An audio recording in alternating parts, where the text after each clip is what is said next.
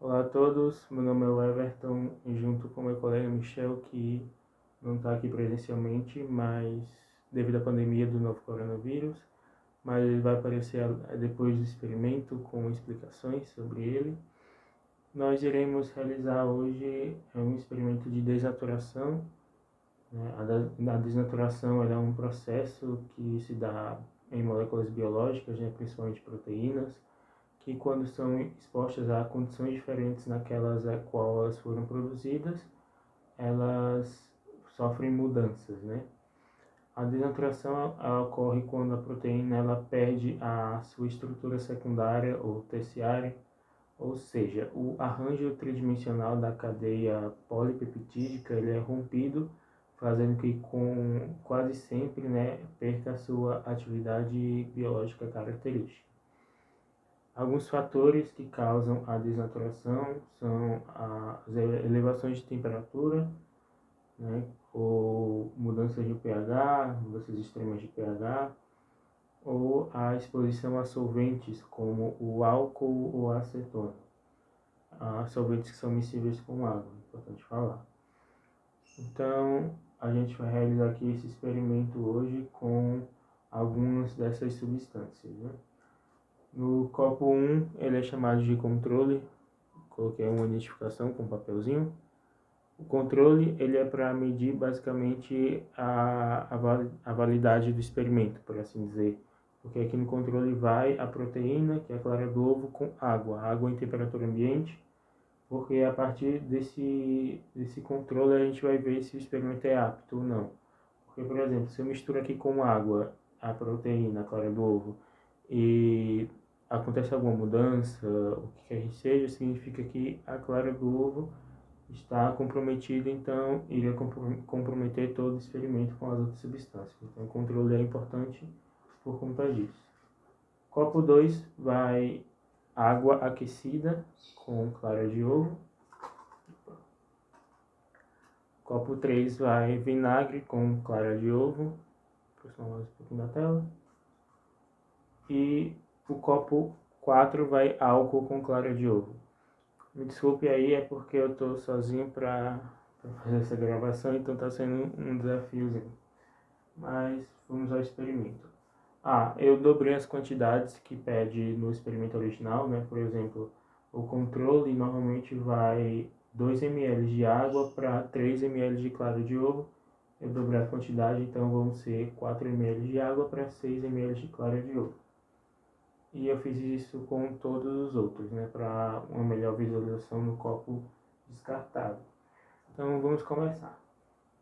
Vou adicionar primeiro a clara de ovo em todos os recipientes com a ajuda de uma seringa que você pode comprar em farmácia normal.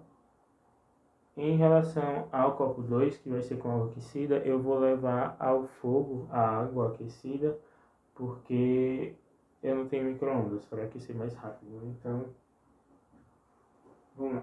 Vou adicionar aqui a clara do ovo. Vão ser 6 ml em cada recipiente. Eu vou colocar aqui as quantidades em cada um deles.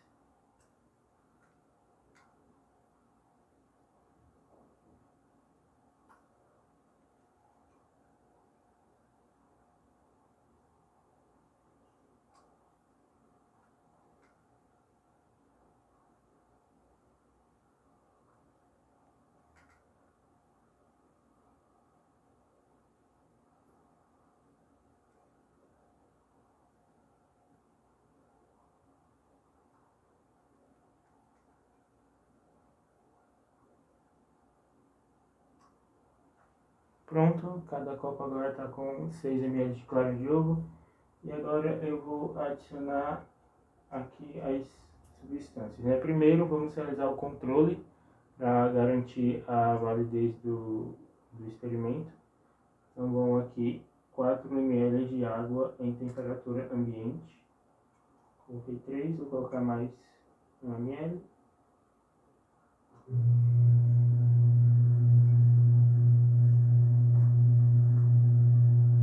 Daqui a pouco eu vou aproximar a imagem com a câmera para facilitar.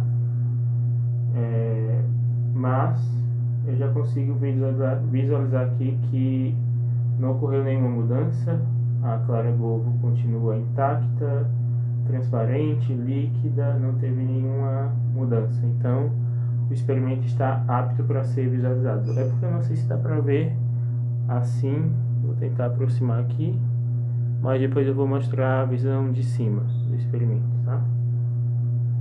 Bom, então já que está apto para ser desenvolvido, eu vou fazer com os outros, né? Vou fazer primeiro com o copo de vinagre, recipiente com vinagre. Vou adicionar aqui 4 ml, então vão ser 3 com mais um. Essa minha seringa é de 3 ml, tá? E no recipiente número 4, vamos adicionar aqui o álcool.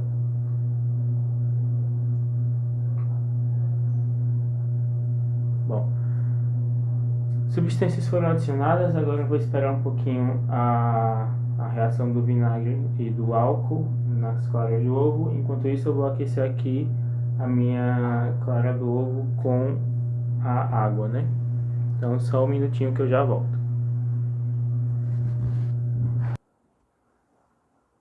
Bom, gente, voltei aqui com a clara do ovo que foi aquecida com água.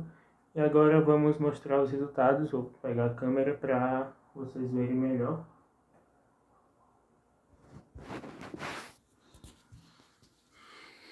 Bom, copo 1, como eu citei para vocês, é o controle. Vou estar focando. Vocês podem ver que aqui a clara do ovo está transparente, está normal. Não teve nenhuma mudança, ou seja, o experimento foi apto para ser validado. Bom, agora no copo que foi aquecido, eu levei ao fogãozinho esse copo, eu levei a água numa panelinha, com água para ser aquecido aqui, ó. E como vocês podem ver, a desnaturação ocorreu por conta da temperatura que se elevou, né? Então a temperatura aumentou e a proteína se desnaturou. Aqui o copo 3 com vinagre, deixa eu focar um pouquinho. Dá para ver que também que desnaturou um pouco, ó. Não totalmente igual à temperatura, né? Copo de temperatura, mas ainda assim desnaturou também. Isso se dá pela alteração no pH com o vinagre, tá? Porque ele modifica aí os íons H+. E o copo com álcool, consegue visualizar também que desnaturou bastante aqui, até mais que com o vinagre, né? Dá para visualizar isso bem aqui. E é isso, gente. O experimento deu certo, desnaturação ocorreu sobre diferentes condições. Vamos lá, aqui é o controle.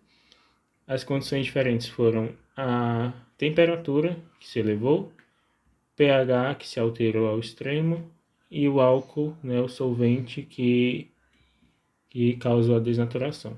Então, é isso. Meu colega Michel agora vai responder algumas questões que podem vir a surgir e explicar melhor sobre o porquê de ter acontecido essas mudanças.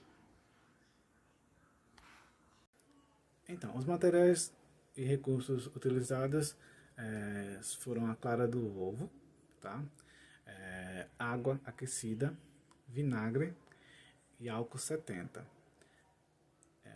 Precisamos de 4 tubos, tá? Para colocar as substâncias, os elementos, e isso é feito de maneira bem simples e bem básica. No primeiro tubo, que é o chamado tubo controle, foi colocado a água em sua temperatura ambiente junto com a clara. É importante ressaltar que esse primeiro tubo, que é o tubo controle, ele é só para a gente conseguir observar o comportamento das estruturas em condições naturais. No segundo tubo foi colocado a clara de ovo com a água aquecida, certo? No terceiro tubo foi colocado o vinagre e a clara. No quarto tubo foi colocado a clara e o álcool 70. No tubo 2 foi possível observar uma mudança na estrutura. Isso se deu porque algumas proteínas elas suportam altas temperaturas, mas quando essa temperatura é ultrapassada, começa a ocorrer o processo de desnaturação delas, fazendo com que ela altere a sua estrutura. Então, houve uma mudança nesse sentido. No tubo 3, onde foi adicionado o vinagre, certo? Ocorreu uma alteração no pH, certo? Porque houve um aumento no número de íons, o que ocasionou uma alteração na carga líquida da proteína. Albumina, ocasionou uma repulsão eletrostática e uma ruptura da desnaturação. Uma ruptura das pontes de hidrogênio, o que ocasionou uma desnaturação. No tubo 4, onde foi adicionado o álcool, foi possível observar que as ligações hidrofóbicas, houve uma alteração nelas por conta da adição do álcool. Então, com isso, ocorreu o processo de desnaturação também. Então, através desse experimento, foi possível observar como é que ocorre a desnaturação das proteínas quando ela é submetida a diferentes meios, certo? Uma outra situação que a gente pode trazer aqui para o nosso cotidiano, para poder conseguir correlacionar com a desnaturação proteica, é o caso da febre, certo? A febre ela é um fenômeno desagradável, né? Que consiste no aumento da temperatura corporal, certo? Então, qual é a relação que vai ter com a desnaturação das proteínas? Ocorre o seguinte, como funciona a desnaturação da proteína, como a gente viu no experimento anterior, aqui no caso da febre, quando o organismo identifica alguns agentes patógenos, ele começa a elevar a temperatura do corpo a fim de atacar esses agentes, desnaturando as proteínas com o aumento da temperatura, desnaturando as proteínas desses agentes para ver se consegue eliminá-los.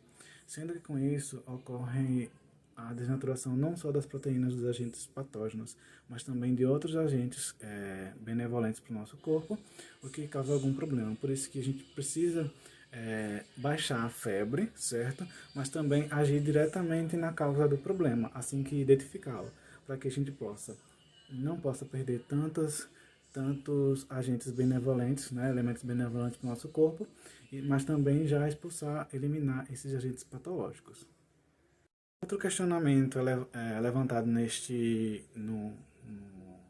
experimento é o seguinte, a troca do solvente. Se a gente trocasse o solvente álcool 70 pelo cloriforme, o que é que aconteceria? Então, aconteceria basicamente a mesma coisa, até porque o cloriforme ele é um agente anfipático também, então ele também vai atuar desnaturando a proteína. Então, o que aconteceria no caso com a proteína desnaturada? Será que ela conseguiria se renaturar? Essa hipótese ela é verdadeira. Sim, ela pode sim se renaturar, porque assim, o mecanismo, a desnaturação é um mecanismo de perda da função em detrimento de fatores externos, como temperatura, pH e solvente. Foi como a gente conseguiu ver no experimento.